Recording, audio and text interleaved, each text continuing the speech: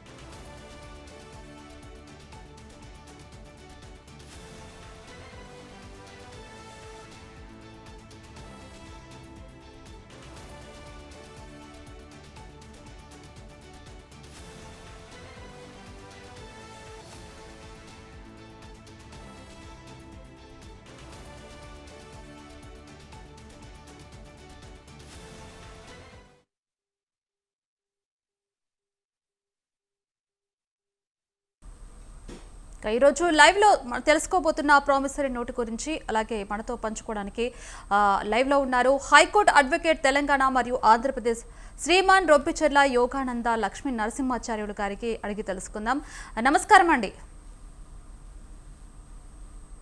నమస్కారం అండి నరసింహాచార్యులు గారు.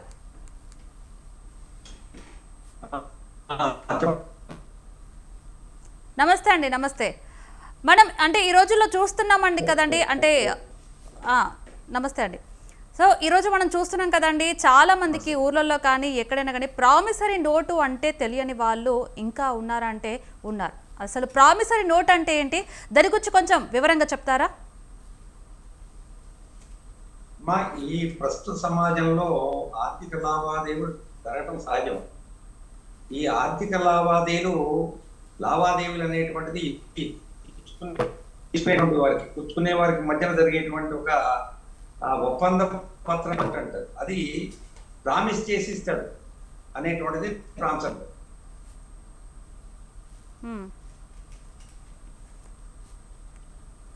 మరి ఇది చట్టబద్ధంగా ఎందుకు ముఖ్యమంటారు? ప్రామిసరీ నోటు అనేది ఇది చట్టబద్ధంగా ఎందుకు ముఖ్యమంటారు? ప్రామిసరీ నోటు అనేటువంటిది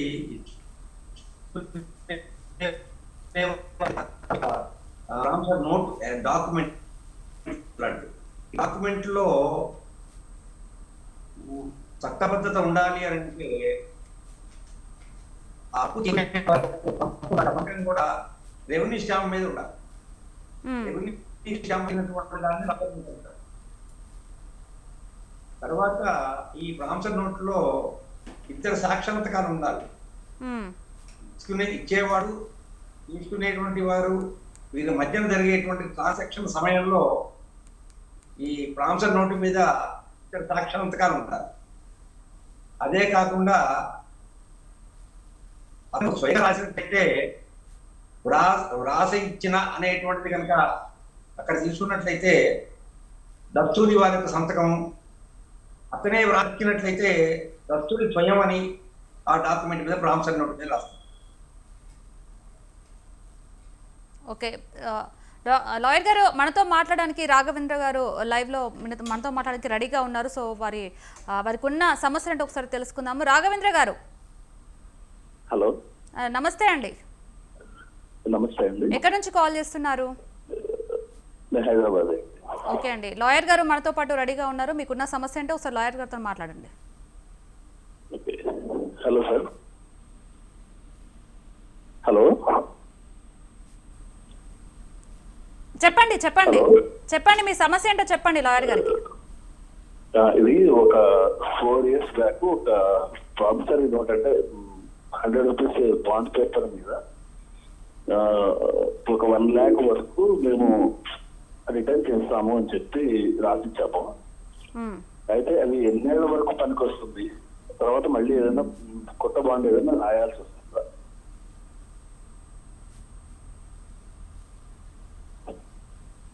లాయర్ గారు అంటే రాఘవేంద్ర ప్రశ్న ఏంటంటే కొత్త బాండ్ ఏమైనా రాయాల్సి వస్తుందా అని చెప్పేసి క్వశ్చన్ అయితే అడుగుతున్నారు కదా, దానికి మీరేమంటారు?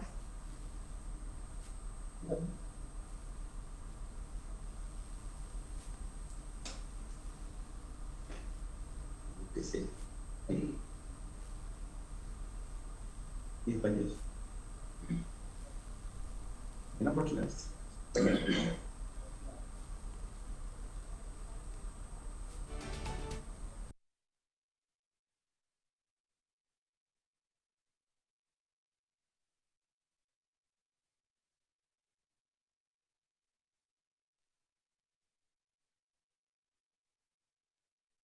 లాయర్ గారు చూస్తున్నారు కదా, ప్రామిసరీ నోట్లో తప్పనిసరిగా ఏముండాలంటారు? అంటే తప్పనిసరిగా కఠినంగా అంటే ఖచ్చితంగా ఈ ప్రామిసరీ నోట్లో ఇవి ఉండాలనేటివి ఉంటాయి కదా, ఖచ్చితంగా మనం అప్పులు తీసుకున్నప్పుడు రాసుకునేటప్పుడు ఖచ్చితంగా ఇవి పాటించాలనేటివి ప్రామిసరీ నోట్లో ఉంటాయి కదా, అవి తప్పనిసరిగా ఏముండాలంటారు?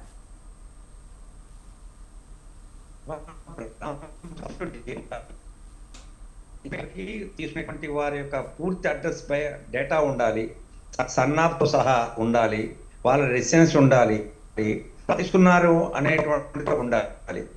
తర్వాత ఇంట్రెస్ట్ అనేటువంటిది వడ్డీ కూడా ఉండాలి. తర్వాత తర్వాత వారే వ్రాసిచ్చినట్లయితే దస్తూరి స్వయం అనేటువంటిది ఉండాలి.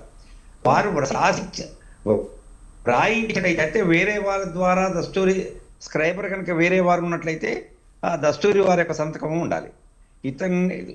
అప్పు తీసుకున్నటువంటి వారి యొక్క సంతకం రెవెన్యూ స్టాంప్ మీద ఉండాలి. రెవెన్యూ స్టాంప్ మీద సంతకం ఉంటేనే అది ప్రారంభం అవుతుంది. లాయర్ గారు అంటే స్టాంప్ పేపర్ అనేది తప్పనిసరిగా అవసరం అంటారా స్టాంప్ పేపర్? ఈ స్టాంప్ ప్రామిసరీ నోట్ వేరే ఉంటుందమ్మా. స్టాంప్ పేపర్ అనేటువంటిది జ్యుడిషియల్, నాన్ జ్యుడిషియల్ స్టాంప్ మీద ఉన్నటువంటి అది contract. Non judicial promissory note రాయరు. ప్రామిసరీ నోట్ ప్రొఫార్మా వేరే ఉంటుంది, ప్రామిసరీ నోట్ యొక్క డాక్యుమెంట్ వేరే ఉంటుంది, ప్రింటింగ్ రాసుకోవచ్చు. దాంట్లో ఉన్నటువంటి కండిషన్స్ ఏంటంటే అప్పు ఇచ్చినటువంటి వారు అప్పు తీసుకున్నటువంటి వారిని డిమాండ్ చేస్తూ నీ కానీ నా తరపున ఎవరైనా పంపించిన సందర్భంలో డిమాండ్ చేసినటువంటి వారు కానీ అడిగిన తక్షణమే ఇవ్వగలవాడను అనేటువంటి కండిషన్ ఉంటుంది. ఒక కండిషన్. లాయర్ గారు అంటే మనము ప్రామిసరీ నోటు రాయించేటప్పుడు సాక్షుల సంతకాలు రాయిస్తూ ఉంటారు. సాక్షుల సంతకాలు ఖచ్చితంగా అవసరం అంటారా? తప్పనిసరి అమ్మా. సాక్షుల సంతకాలు ఉంటేనే ప్రామిసరీ నోటు చేస్తుంది. సాక్షుల సంతకం 2 ఉండాలి, సంతకం ఉండాలి, క్లియర్ గా ఇంట్రెస్ట్ ఉండాలి, తర్వాత దాని డేట్ ఉండాలి. డేట్ ఎందుకని మెన్షన్ చేయాలంటే ఆ డేట్ తీసుకున్న డేట్ మెన్షన్ చేసినప్పుడు క్లెయిమ్ చెప్పుకోవచ్చు సివిల్ కోర్టు పోయి. 3 సంవత్సరాలు దాటితే ప్రామిసరీ దాని కండిషన్ అదేను. దాన్ని 3 సంవత్సరాలు దాని యొక్క పీరియడ్ ప్రామిసరీ యొక్క పీరియడ్ రికవరీ చేసుకోవడానికి అప్పు ఇచ్చినటువంటి వాడి దగ్గర అప్పు వాడు తీసుకోవడం రికవరీ చేసుకోవడానికి అనమాట. 3 years లో 3 సంవత్సరాల్లో రికవరీ చేసుకోవచ్చు కోర్టుకు వెళ్ళి. లాయర్ గారు అంటే కొంతమంది ఖాళీ నోట్లపై కూడా సంతకం చేస్తూ ఉంటారు. అంటే ఖాళీ నోటుపై సంతకం చేస్తే ప్రమాదం ఏమైనా ఉందంటారా? మా ఇప్పుడు డేట్ ఎప్పుడైనా ఏదైనా రాసుకోవచ్చు, అమౌంట్ ఎంతైనా రాసుకోవచ్చు, రకరకాలుగా ఉంటుంది. ఆ ఫ్రాడ్ చేయడానికి అవకాశం ఉంటుంది. ఏదైనా పూర్తిగా ఫిలప్ చేసినప్పుడు మాత్రం పూర్తిగా కంప్లీట్గా దాన్ని రాసినప్పుడు మాత్రమే అప్పు తీసుకున్నటువంటి వాడు చక్కగా చదువుకొని మాత్రమే సంతకం చేయాలి. లాయర్ గారు, అప్పు తిరిగి చెల్లించకపోతే ఏం చేయాలి? అప్పు తీసుకున్న వాళ్ళు అప్పు తిరిగి చెల్లించకపోతే ఏం చేయాలంట? దానికి ఉన్న నిబంధనలు ఏంటి? అప్పు చెల్లించకపోతే ఇచ్చినటువంటి సివిల్ కోర్టుకు వెళ్ళి 3 సంవత్సరాల లోపులో ఇచ్చినటువంటి నెల రోజుల్లో అయినా వెళ్ళొచ్చు, ఇచ్చిన 6 నెలల తర్వాత అయినా వెళ్ళొచ్చు, 3 సంవత్సరాల లోపల ఎప్పుడైనా వెళ్ళొచ్చు, సంవత్సరం తర్వాత వెళ్ళొచ్చు. ఇట్లే ముందు ఒక లీగల్ నోటీస్ ఇవ్వాలి. అంటే అతను తీసుకురావాలి, నేను కోర్టుకు వెళ్తున్నాను నీకు ఇచ్చిన బాకీని వసూలు చేసుకోవడానికి అని ఒక లీగల్ నోటీసులో ఒక వారం కానీ 10 రోజులు కానీ అతనికి అప్పు తీసుకున్నటువంటి వాటికి టైం ఇస్తూ ఆ లీగల్ నోటీసులో ఫర్దర్ యాక్షన్ గా చెల్లించినట్లయితే వడ్డీతో సహా రీపేమెంట్ చేయనట్లయితే అప్రోచ్ టు సివిల్ కోర్ట్ అని ఆ వార్నింగ్ తో ఉన్నటువంటి నోటీసు. లాయర్ గారు, అంటే నోటీస్ ఇచ్చి అప్పు తీసుకున్న వాళ్ళు అంటే టైంకి ఇవ్వకపోతే కేసు వేయడానికి ఎంత గడువు ఉంటుంది అన్నమాట? అంటే వాళ్ళకు టైంకు ఇవ్వలేకపోయారనుకోండి, టైం అటువంటి డేట్ నుంచి 3 సంవత్సరాల లోపల ఎప్పుడైనా కూడా సివిల్ కోర్టుకి వెళ్ళి క్లెయిమ్ చేసి అతని నుంచి డబ్బును రాబట్టుకోవచ్చు. వడ్డీ లేకుండా ప్రామిస్ నోట్ రాయొచ్చు అంటారా లాయర్ గారు? వడ్డీ లేనటువంటి ప్రామిసరీ నోటు చదమ్మా, ₹1 2 ఉండాలి. ₹2 కన్నా ఎక్కువగా ఉండడానికి వీల్లేదు. యాక్ట్ లో ₹2 కన్నా ఎక్కువగా ఉండడానికి వీల్లేదు. ఇప్పుడు కొంతమంది వడ్డీ తీసుకోరు. ఓకే లాయర్ గారు, అంటే ఇప్పుడు కొంతమంది తెలిసిన వాళ్ళ దగ్గర నుంచి వడ్డీ తీసుకోకుండా అసలు మాత్రమే ఇచ్చేస్తూ ఉంటారనమాట. అసలుకి అంటే వడ్డీ లేకుండా మనం ప్రామిస్ నోట్ అనేది రాయించుకోవచ్చు అంటారా? అది చెల్లుతుందా అసలు? వడ్డీ లేకుండా రాయించుకుంటే చెల్లదు. ప్రామిసరీ నోట్ కొన్ని కండిషన్స్ ఉన్నాయి. ఫస్ట్ డేట్ మెన్షన్ చేయాలి, తర్వాత తీసుకున్నట్టు వాడి అడ్రస్ ఖచ్చితంగా మెన్షన్ చేయాలి, నువ్వు ఎక్కడ తీసుకున్నటువంటి మెన్షన్ చేయాలి, ఏ అవసర నిమిత్తం తీసుకున్నటువంటిది మెన్షన్ చేయాలి, ఇది ఫ్యామిలీ నెసెసిటీస్ అంటే నిమిత్తమా, లేదా వ్యవసాయ ఖర్చుల నిమిత్తమా, లేదా మరొకటి నువ్వు తీసుకున్నా అది కూడా మెన్షన్ చేయాలి. తర్వాత 2 సాక్షాంతకాలు మెన్షన్ చేయాలి. తర్వాత స్క్రైబర్ అయితే నువ్వు రాసినట్టు స్వయం అని వాయించినట్లయితే వేరే ద్వారా నువ్వు ఒకవేళ అన్ఎడ్యుకేటెడ్ పర్సన్స్ ఉంటారు కొంతమంది, ఆ ప్రామిసరీ నోటు కూడా రాలేనటువంటి వాళ్ళు వేరే వారి చేత నోటు రాయిస్తారు. రాయించినప్పుడు స్క్రైబర్ అంటే దస్తూరి వారి యొక్క సంతకం కూడా ఉండాలి. తీసుకున్న వాళ్ళ యొక్క సంతకం ఉన్నటువంటి రెవెన్యూ స్టాంప్ మీద మాత్రమే పెట్టాలి. రెవెన్యూ నోటు మాత్రమే చెల్లుతుంది. లాయర్ గారు, అంటే కొంతమంది కొన్ని రోజుల క్రితము ప్రామిస్ నోట్ అనేది రాయించుకుంటారు. వాళ్ళు అంటే అసలు వడ్డీ కట్టకుండా ఒక 5 సంవత్సరాలు 10 సంవత్సరాల గడిచిన ఆ ప్రామిస్ నోట్ అనేది చెల్లుతుందా? ఇక్కడ మనం కోర్టులోనే వేసుకోవచ్చా? చెల్లుతుందంటారు అసలు? రాసిన డేట్ నుంచి 3 సంవత్సరాల లోపల ఎప్పుడైనా వేసుకోవచ్చు. అంటే 3 సంవత్సరాలు దాటితే తర్వాత 3 సంవత్సరాల వరకు 3 సంవత్సరాలు దాటితే ఒక్క రోజైనా కూడా చెల్లదు అది. దగ్గర నుండి ఎంత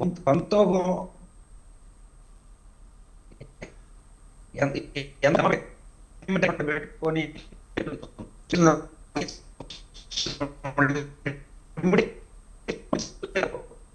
ఆ విధంగా ప్రామ్ నోట్ కేవలమే పరిమితి. లాయర్ గారు, అంటే మనం చూస్తూ ఉన్నాం ఇప్పుడు కోర్టులో ప్రామిస్ నోటు ఇది ఎంతవరకు బలమైన సాక్ష్యం అంటారు? ఒకవేళ అప్పులు చెల్లించకపోయినా, అప్పుకి మనకు రెస్పాండ్ అవ్వకపోయినా కూడా కోర్టులో ఇది ఎంతవరకు బలమైన సాక్ష్యం అంటారు ప్రామిస్ నోట్ అనేది? చాలా తక్కువ వేస్తారు కానమ్మా, చాలా బలమైనటువంటి మంచి సబ్జెక్ట్ ఉన్నటువంటి లాయర్ చేతి కనుక ప్రామిసరీ నోట్ కనుక చాలా అప్పు తీసుకున్నటువంటి స్థిరాస్తి కానీ నిరాస్తి కానీ ఉన్నట్లయితే, ముఖ్యంగా స్థిరత్వం ఇమ్మొబైల్ ప్రాపర్టీ ఉన్నట్లయితే అటాచ్మెంట్ బిఫోర్ జడ్జిమెంట్ అంటారు. అటాచ్మెంట్ బిఫోర్ జడ్జిమెంట్ దాని షార్ట్ ఏబీజే అంటారు. ఏబీజీ అంటే అటాచ్డ్ బిఫోర్ జడ్జిమెంట్ అని. అంటే నువ్వు నీ దగ్గర అప్పు తీసుకున్నటువంటి వాడి మీద సివిల్ కోర్టులో క్లెయిమ్ చేసినప్పుడు అది డిగ్రీ అయ్యే సందర్భంలో సూట్తో పాటుగా అయ్యే ఇంటర్లోకేషన్ అప్లికేషన్ అంటారు.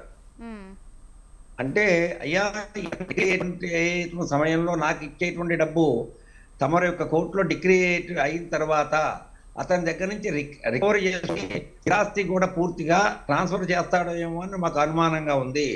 అతని ఆస్తి అతని దగ్గర ఉండదు కాబట్టి ఉన్నటువంటి అతని పేరు మీద ఉన్నటువంటి ఆస్తి ఇది అని అయ్యే ఇంటర్లోకేషన్ అప్లికేషన్లో మనం ప్రాఫిట్లో మొత్తం మెన్షన్ చేస్తాం. మనం చేసి ఈ ఆస్తిని మీరు అటాచ్ చేయండి అంటే కోర్టు యొక్క స్వాధీనంలో పెట్టుకోండి డిగ్రీ వరకు. డిగ్రీ అయిన తర్వాత ఈ ఆస్తి ఉండకపోవచ్చు కాబట్టి ఆ భయంతోనే అటాచ్ చేయండి అనేటువంటిది ఇంటర్లోకేషన్ అప్లికేషన్ అంటారు దాన్ని. దాని మీద వచ్చిన ఆర్డర్ని ఇంటర్లోకేషన్ ఆర్డర్ అంటారు. దాంట్లో A B J attachment before judgment order ఇస్తారు. అంటే కోర్టు దీన్ని అటాచ్ చేసింది అని ఆర్డర్ ఒకటి పాస్ చేస్తారు. పాస్ చేసిన తర్వాత ఒకవేళ అప్పు ఇచ్చినటువంటి వాడికి ఫేవర్గా క్లెయిమ్ అయినట్లయితే అమౌంట్ వచ్చినట్లయితే ఏ ఆస్తిని అటాచ్ చేసావో ఆ ఆస్తిని సేల్ పెట్టుకోవచ్చు. సేల్ పెట్టేసుకొని కోర్టు ద్వారా అది సేల్ చేయించి నీకు వచ్చేటువంటి ధనం ఏదైతే క్లెయిమ్ అమౌంట్ ఏదో వడ్డీతో సహా నీకు ఇచ్చి మిగతా ఉన్నటువంటిది అతనికి రికవర్ చేస్తాం. లాయర్ గారు ప్రామిసరీ నోట్లో చెప్పండి అమ్మా. లాయర్ గారు అంటే కుటుంబ సభ్యుల మధ్య కూడా ప్రామిసరీ నోట్ అనేది కొన్ని వాటి గురించి ఇప్పుడు అప్పులే కావచ్చు అలాగే ఆస్తి తగాదాలు కావచ్చు ఇంకేదైనా కావచ్చు కుటుంబ సభ్యుల మధ్య కూడా ఇది అవసరం అంటారా ప్రామిసరీ నోట్ అనేది? ఖచ్చితంగా కుటుంబ సభ్యులు అని అంటే భార్యాభర్తల మధ్య చెల్లదు. అన్డివైడెడ్ ఫ్యామిలీ ఏదైతే ఉందో అన్డివైడెడ్ ఫ్యామిలీలో అన్నదమ్ముళ్ళు పుచ్చుకునే దాంట్లో కూడా చెల్లుతుంది ఇది. ఓకే లాయర్ గారు ఇప్పుడు మనతో మాట్లాడడానికి సతీష్ హైదరాబాద్ నుంచి మనతో మాట్లాడడానికి రెడీగా ఉన్నారు. వారి సమస్య ఏంటో తెలుసుకుందాం. సతీష్ గారు నమస్తే అండి. నమస్తే అండి. ఎక్కడి నుంచి? హైదరాబాద్ నుంచి కాల్ చేస్తున్నారండి? ఓకే అండి, మీ సమస్య ఏంటో చెప్పండి. అలాగే మనతో పాటు లైవ్ లో లాయర్ గారు మనతో మాట్లాడడానికి రెడీగా ఉన్నారు. వారితో మాట్లాడి మీ సమస్య ఏంటో తెలుసుకోండి. మేడం 4% 5 lakhs ఇంట్రెస్ట్ ఇచ్చారు మేడం 5 lakhs. సో 10 years వరకు కాంప్షన్ నోట్ పైన ఉంటుంది మేడం. మనకు వాళ్ళు ఇవ్వకపోతే మనం ఏం చేయాలి? పర్లేదు లీగల్గా ఎట్లేదు అది. ఓకే లాయర్ గారు చెప్పండి, అంటే వారు అడిగిన 5 లక్షలు వేరే వాళ్ళకి ఇచ్చారంట, దాని గురించి వారు అడుగుతున్నారు. 5 లక్షల రూపాయలు ఎవరికి ఇచ్చారు? సతీష్ గారు ఉన్నారా లైన్లో? వాళ్ళ ఫ్రెండ్కి ఇచ్చారంట 5 లక్షలు. ప్రామిసరీ నోట్ అనేది 5 సంవత్సరాలు అవుతుందంట ఇచ్చి, అంటే ప్రామిసరీ నోట్ 5 సంవత్సరాలకు చెల్లుతుందని చెప్పేసి అడుగుతున్నారు. ప్రామిసరీ నోటు జరుగుతుంది. 3 సంవత్సరాల తర్వాత ఒక్కరోజు దాని మీద జమ లేకపోయినట్లయితే రీపేమెంట్ అనేటువంటి ఎండార్స్ లేకపోతే అది చెల్లదు. అందులోనే క్లెయిమ్ చేసుకోవాలి సివిల్ కోర్టుకి వెళ్ళి. ఓకే సతీష్ గారు విన్నారు కదండి, ఇది ప్రామిసరీ నోట్ అనేది కూడా 3 సంవత్సరాల లోపు మాత్రమే చెల్లుతుందని లాయర్ కూడా ఖచ్చితంగా చెప్పేస్తున్నారు. సో తర్వాత 5 సంవత్సరాలు ఇలా ఇంకా ఎక్కువగా లేట్ అయితే చెల్లే అవకాశం లేదని కూడా చెప్తున్నారు. సో ముందుగా జాగ్రత్తలు తీసుకుంటే చాలా మంచిది. సో లాయర్ గారు మనం చూసినా కూడా ప్రజలు సాధారణంగా చేసే తప్పులు ఏమిటి? ప్రామిసరీ నోట్లో కొందరికి తెలియకుండానే కొన్ని తప్పులు చేస్తూ ఉంటారు, అంటే అలాంటి వారికి మీరు ఏం సూచనలు ఇస్తారు? ప్రామిసరీ నోట్లో ఖచ్చితంగా డేట్ మెన్షన్ చేయాలి. తీసుకున్నటువంటి వారికి ఇచ్చిన వారి యొక్క అడ్రస్ కరెక్ట్గా ఉండాలి. తర్వాత అమౌంట్ ఎంత తీసుకుంటున్నారో అమౌంట్ ఫిగర్లు, తర్వాత ఇన్వర్డ్స్ అక్షరాల కూడా రాయాలి, తర్వాత ఇంట్రెస్ట్ కూడా రాయాలి. తర్వాత ఇంకోటి కొట్టివేతలు అన్నట్టు ఉండకూడదు. ముఖ్యంగా కొట్టివేతలు అనేటువంటిది డేట్ దగ్గర కానీ అమౌంట్స్ దగ్గర కానీ అది చాలా ప్రమాదకరమైన ఉంటుంది, చల్లదు. ప్రామిసరీ నోట్లో కొట్టివేతలు ఉన్నట్టయితే కొన్నిటువంటి అమౌంట్ దగ్గర కానీ డేట్ దగ్గర కానీ సిగ్నేచర్ దగ్గర కానీ ఏదైనా కొట్టివేతలు ఉంటే ఆ ప్రామిసరీ నోటు చెల్లదు. వ్రాసుకునేటప్పుడు తగు జాగ్రత్తలతోని చక్కగా ఆ నోట్ ఓకే, కొట్టివేతలు కానీ అలాగే గీతలు ఏదైనా పెట్టినా కూడా ఒక డేట్ విషయంలో కానీ అలాగే సిగ్నేచర్ విషయంలో కానీ కొట్టివేతలు అంటే ప్రామిసరీ నోట్ అనేది చెల్లదు అని చెప్పేస్తున్నారు. సో చూస్తున్నారు కదండి. కూడా ఇన్వర్స్ లో రాయాలి. ఓకే, అమౌంట్ కూడా ఇన్వర్స్ లో రాయాలి. ఓకే, ప్రామిసరీ నోట్ రాసేటప్పుడు చాలా జాగ్రత్తగా ఏ కొట్టివేతలు లేకుండా కూడా అమౌంట్ విషయంలో అలాగే సిగ్నేచర్ విషయంలో కూడా మీరు ఎలాంటి కొట్టివేతలు లేకుండా కూడా చూసుకోవాల్సిన జాగ్రత్తలు అయితే పాటించాల్సి ఉంటుంది. సో లాయర్ చెప్పినట్టుగా కూడా మీరు పాటించాల్సింది. అయితే లాయర్ గారు, మనం చూస్తున్నామంటే డిజిటల్ ప్రామిసరీ నోట్లు చెల్లుతాయంటారా? మా డిజిటల్ ప్రామిసరీ నోట్లు అంటే సిగ్నేచర్ అనేటువంటిది కొన్ని ప్రాబ్లమ్స్ ఉంటాయి దానికి. అయితే కొన్ని సందర్భాల్లో దానికి ఎవిడెన్స్ ఎక్కువగా కావాలి. లాయర్ గారు, అంటే అప్పు ఇచ్చేవారు తీసుకోవాల్సిన జాగ్రత్తలు ఏంటి? అప్పులు ఇచ్చేవాళ్ళు కూడా జాగ్రత్తలు పాటించాల్సి ఉంటుందా? ముఖ్యంగా అప్పు తీసుకున్నటువంటి వాడికి స్థిరాస్తి ఉందా, ఉన్నటువంటి స్థిరాస్తి అతని పేరు మీదనే ఉందా, లేకపోతే అతని భార్య పేరు మీద ఉందా, లేదా మరొకటి పేరు మీద ఉందా అనేటువంటి ముఖ్యంగా చూసుకోవాల్సినటువంటి యొక్క బాధ్యత అప్పు ఇచ్చినటువంటి వాడిది ఇప్పుడు పరిస్థితులను బట్టి. నేటి కాలంలో ప్రామిసరీ నోటు ప్రాముఖ్యత ఎంత వరకు ఉందంటారు మీరు? మా ఆర్థిక లావాదేవీలను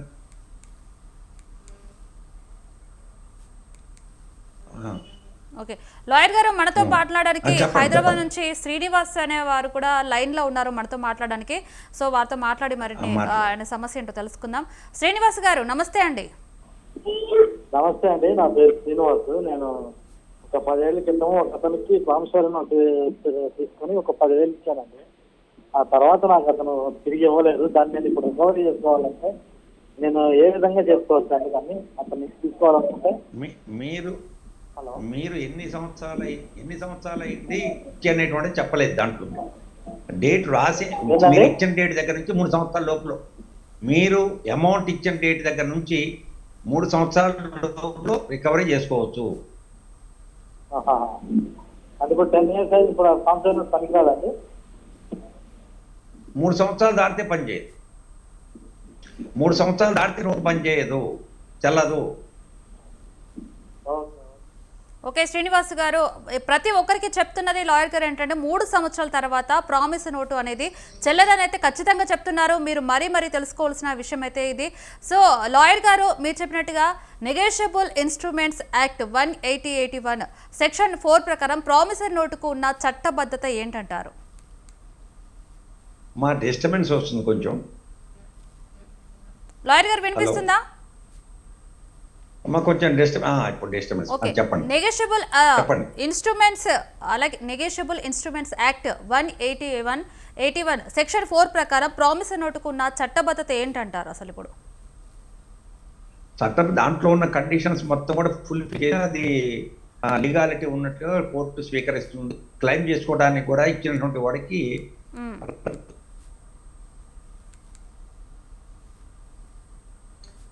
ప్రామిసరీ రాసేటప్పుడు చాలా జాగ్రత్తగా వ్రాయాలి. నేను ఇందాక చెప్పాను కదా, నోటు మీద డేటు, తర్వాత అమౌంట్ ఇన్వర్స్ లో రాయాలి. అమౌంట్ కూడా ఫిగర్ లో వేయాలి, రాయాలి. ఇంట్రెస్ట్ వేయాలి, రాయాలి. ఇంట్రెస్ట్ తర్వాత అప్పు తీసుకుంటుంటే కూడాను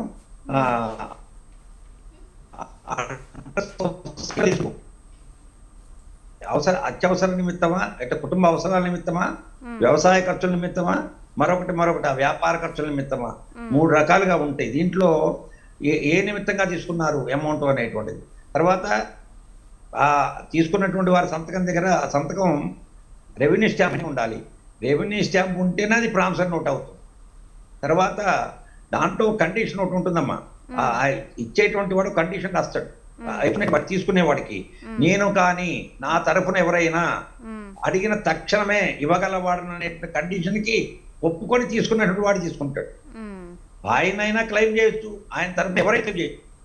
ఒకవేళ ఇచ్చినటువంటి వాడు తప్పిపోయాడు అనుకోండి, వాళ్ళ లీగల్ హెయిర్స్ అనేటువంటి వాళ్ళు ఇచ్చినటువంటి వాడికి నోటీస్ ఇచ్చి తదనంతరం సివిల్ కోర్టులో క్లెయిమ్ చేయొచ్చు. ఓకే ఓకే లాయర్ గారు, ఇప్పుడు మన ప్రామిసరీ నోటు ఏంటంటో దాన్ని ఎలా రాయాలి, అప్పు తిరిగి రాకపోతే ఏం చేయాలని కూడా వివరాలు అయితే చాలా చక్కటి పరిష్కారాలు అయితే చెప్పారు లాయర్ గారు. Thank you so much. మాకు ఇలాంటి మంచి మంచి విషయాలు తెలియజేసినందుకు, మాకు మా ప్రేక్షకులకు మంచి విషయాలు తెలియజేసుకుని ధన్యవాదాలు లాయర్ గారు. సో చూస్తూనే ఉండండి, ఇది వాళ్ళ హలో స్వతంత్ర. రేపటి టాపిక్తో మళ్ళీ కలుద్దాం. చూస్తూనే ఉండండి స్వతంత్ర టీవీ.